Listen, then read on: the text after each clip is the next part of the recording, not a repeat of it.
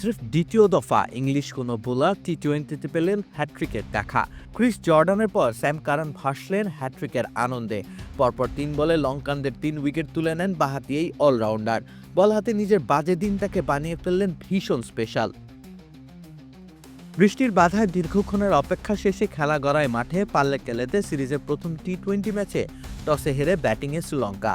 শুরুর ওভারে 2 বাউন্ডারি হজম করে দিন শুরু করেন স্যাম কারান।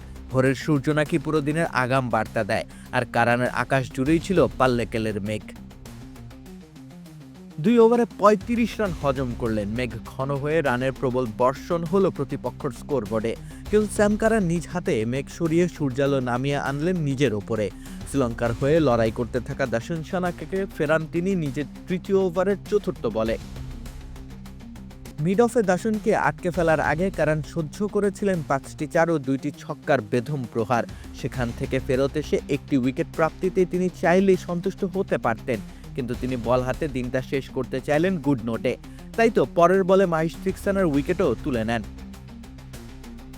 হ্যাট্রিকের দ্বারপ্রান্তে দাঁড়িয়ে তিনি সহজাত কাজটাই করলেন। স্ট্যাম্প বরাবর বল ছুড়লেন ফুলার, সেই বলটাতে উড়ে গেল মাথিসা পাথিরানার উইকেট। স্যাম কারানও ততক্ষণে দুহাত প্রসারিত করে উঠতে চাইলেন হ্যাট্রিকের আনন্দে, কেননা ইতিহাসের এক বিশেষ পাতায় তিনি জুড়ে নিলেন নিজের নামটি। টি-20তে ইংল্যান্ডের হয়ে দ্বিতীয় হ্যাট্রিক, ঘুরে দাঁড়ানোর দৃঢ় প্রত্যয়ের দারুণ অভিব্যক্তি।